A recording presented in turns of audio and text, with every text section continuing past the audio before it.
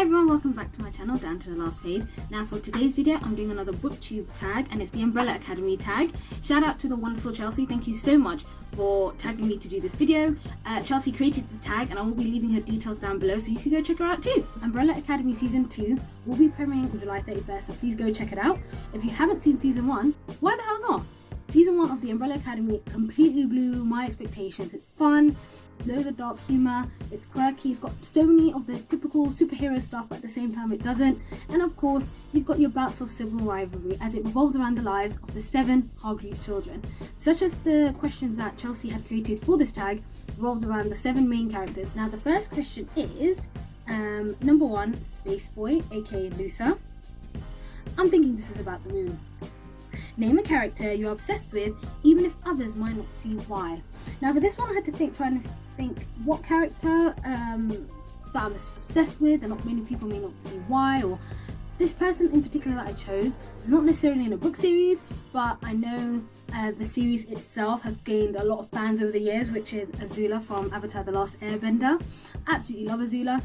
She definitely, growing up, she definitely wasn't someone I really liked or could really relate to, especially when I did read, there were comics that had come out between Avatar The Last Airbender and The Legend of Korra, so there were some comics that came out in between both series that sort of built the gap between them, especially finding out what happened to Azula, what she had to go through and all the turmoil she went through.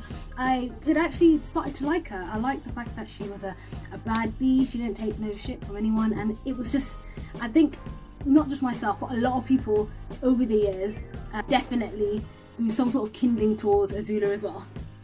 Number 2, the Kraken, aka Diego. When he throws these knives, Diego never misses. Name a book series or author where all the books have been a hit.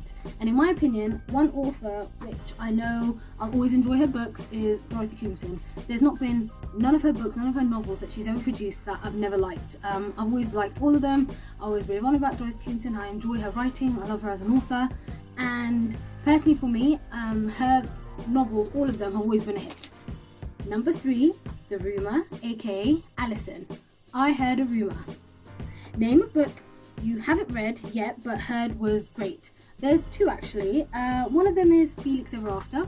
I've heard a lot of buzz about this book, especially over the last couple of months. I've been hearing loads of people talk about this book over Twitter, so it's definitely one I want to check out. And the other one I actually do have is You Should See Me Crown by Leah Johnson. This is another book that I've heard a lot of good things about, which I can't wait to actually get into.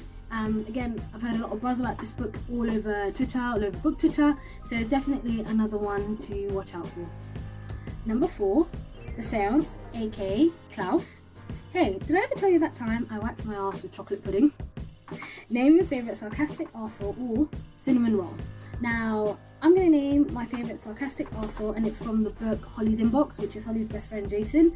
Now, Jason did not care what state Holly was in, he would always give it to her how it was. He was always giving her so much heat for all the stuff she used to get up to, all her whining, all her complaining, and he would always say it in a way, even though he meant well, he'd always say it in a way just to sort of get at her, you could almost say. And one thing I did like about Jason is he'd be trashing her life but at the same time giving her good advice. And number 5, The Boy. You know what sucks?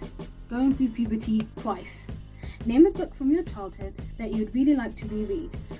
One of the books I read in my childhood was from an author called Bali Rai, and it was called Unarranged Marriage. Now this is a fantastic novel. It had so many different themes that was going on. This was about a young teenage boy called Manjit, who unfortunately wasn't doing well in school. Parents were fed up with his bad behaviour in school and his bad grades, and which resulted in them arranging a marriage to him to a girl in India. So they took him to India under the pretense that it was a holiday, where they actually left him there.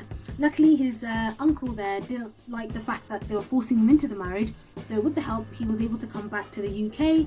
His parents were cross and they obviously told him, you're still going to get married regardless. So what Manjit did was, with the help of his friends, he was trying to find a way, even tricking his parents into believing that he was still for the marriage, trying to find a way to not go through the wedding or the marriage in the end. The story itself was fantastic. All the sort of stuff that Manjit and his friends had to go through, and the escapades that went about, and obviously the underlying theme of obviously marriage and love and culture, having to unfortunately go against his parents' wishes. It was still a fantastic book and I loved it, and it was a fantastic story. Number 6, The Horror, aka Ben. We all know that Ben died too soon. Name a book series where you think the hype died down too quickly. Now for this one, I'll be honest, I don't actually have a book or a book series for this, only because a lot of the times, a lot of the books that I read, I end up getting, or if it's an interesting blurb, I never really look at if it was a new release or when it came out or anything like that. So none of that sort of means anything to me. Not to say that there aren't books or book series out there that haven't had their hype die down too soon. I've just not paid attention to that sort of stuff. If I see people talking about a book that might have been released months ago or even years ago, I'll check it out, but I never usually indulge in to see the outcome of, say, what people thought about it afterwards. So unfortunately I don't have an answer for that question. However, I give 2 books for one of the previous questions, so I hope it counts. In number 7, Vanya. Now the title to Chelsea's original tag did have some spoilers, so I haven't included the full title. So Vanya discovers she is not the weakest of the group, and name a character with a power greater than it first appears. Now there are 2 people I can think of for this, and they come from manga that I read, the My Hero Academia manga, or Boku no Hero Academia. One of them is Mirio. He had his quirk was permutation, the ability to pass through things, and it isn't just as simple as Kitty Pryde from X-Men sort of passing through things. His power was on a whole different level, and it was just amazing how creative he was with using his power. And another person from My Hero Academia, the person for me was Sir Nightai, and his power of foresight, from him being able to see seconds or certain parts into the future for a person. So that was actually quite powerful. Again, these were quirks that weren't necessarily flashy quirks like flying or breathing fire, but they did definitely serve a purpose for the story.